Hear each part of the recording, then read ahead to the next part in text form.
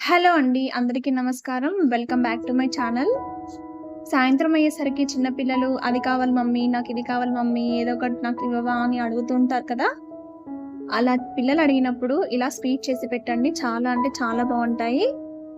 Pan cakes లాగా మనం ఈజీగా ఎలా చేసుకోవాలో చూద్దాము.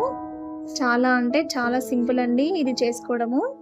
ఇంట్లో ఉండే వాటితోటే చేసేసుకోవచ్చు. చిన్న పిల్లలైతే చాలా ఇష్టంగా తినేస్తారు. దీన్ని ఎలా చేయాలో చూద్దామండి. దీనికోసం నేను 1 కప్ గోధుమ పిండి తీసుకున్నాను. మీకు కావాలనుకుంటే మైదా పిండి కూడా తీసుకోవచ్చు. అలాగే నేను ఒక 3 బ్రెడ్ స్లైసెస్ ఉంటాయి కదా! అవి తీసుకున్నాను. అవి తీసుకొని వాటి సైడ్స్ ఉంటాయి కదా! ఒక నైఫ్ తీసుకొని సైడ్స్‌ని ఇలా కట్ చేసుకోవాలి.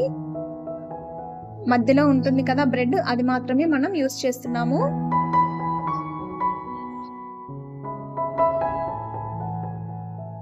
ఆ మధ్యలోది తీసుకొని మిక్సీకి వేసుకొని బ్రెడ్ పౌడర్ ఉంటుంది కదా, అలా గ్రైండ్ చేసుకోండి.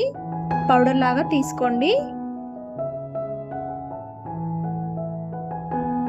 చూడండి, ఈ విధంగా చేసుకుంటే సరిపోతుంది. ఇప్పుడు ఈ బ్రెడ్ పౌడర్‌ని మనం ఏ కప్పుతో అయితే గోధుమ పిండి తీసుకున్నామో అదే కప్‌తో 1 కప్ గోధుమ పిండికి 1 కప్ బ్రెడ్ క్రమ్స్‌ని నేను వేశాను. మీరు చూసుకొని వేసుకోండి. ఇలా అంతా కలిసే విధంగా కలుపుకోవాలి. లైట్‌గా సాల్ట్ వేసుకోండి టేస్ట్ కోసం. మీకు నచ్చకపోతే స్కిప్ చేసేయొచ్చు. అలాగే ఇందులో 1/2 కప్ షుగర్ అండి. దీన్ని పౌడర్ లాగా గ్రైండ్ చేసుకోండి. ఇలా పౌడర్ లాగా చేసుకోవాలి. 1 కప్ గోధుమ పిండి, 1 కప్ బ్రెడ్ క్రమ్స్‌కి 1/2 కప్ షుగర్ సరిపోతుంది. ఈ షుగర్ పౌడర్‌ని మనం ఏదైతే కలుపుకున్న పిండి ఉందో దాంట్లో వేసుకుందాము. ఇదంతా బాగా కలిసే విధంగా ఒకసారి కలుపుకోండి.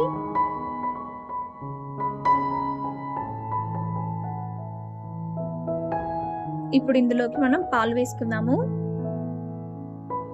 అదే కప్‌తో మనం 1.5 కప్ మిల్క్ తీసుకోవాలి. మనకి కరెక్ట్‌గా సరిపోతుందండి. ఫస్ట్ 1 కప్ తీసుకొని ఇలా కలుపుకోవాలి. తర్వాత 1/2 కప్ తీసుకొని మళ్ళీ కలుపుకోండి.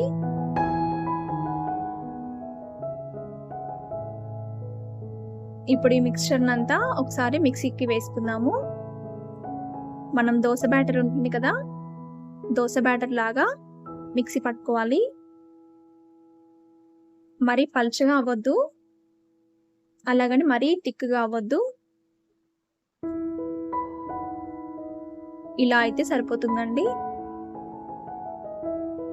ఈ కన్సిస్టెన్సీ వస్తే మీకు పాన్ కేక్స్ అనేవి బాగా వస్తాయి. ఇప్పుడు స్టవ్ మీద పెనం పెట్టుకొని లైట్‌గా ఆయిల్ వేసుకొని మనం దోసలాగా వేసుకుందాము. ఏవైతే పాన్ కేక్స్ ఉన్నాయో స్ప్రెడ్ చేయకండి, జస్ట్ అలా వేసి వదిలేయాలి. లైట్‌గా ఆయిల్ వేయాలి. ఇప్పుడు ఒకవైపు కాలిన తర్వాత మరోవైపు తిప్పుకోండి. 2 వైపులా ఇలా ఎర్రగా వచ్చేంత వరకు కాల్చుకోండి, సరిపోతుంది. చూడండి, ఇలా కాలితే సరిపోతుందండి. చాలా అంటే చాలా రుచిగా ఉంటాయి. ప్లేట్‌లోకి తీసుకుందాం. మళ్ళీ ఇంకొకటి వేసి చూపిస్తాను చూడండి. జస్ట్ అలా పోసి వదిలేయండి, స్ప్రెడ్ చేయొద్దు. స్ప్రెడ్ చేస్తే పలుచగా వచ్చి సరిగా రావండి. ఇలా కాలితే సరిపోతుంది. ఈ విధంగానే మీకు ఎన్ని కావాలో అన్ని పాన్ కేక్స్ చేసుకోండి. చాలా అంటే చాలా బాగుంటాయి. పిల్లలైతే వీటిని చాలా ఇష్టంగా తినేస్తారు. హెల్త్‌కి కూడా చాలా మంచిది.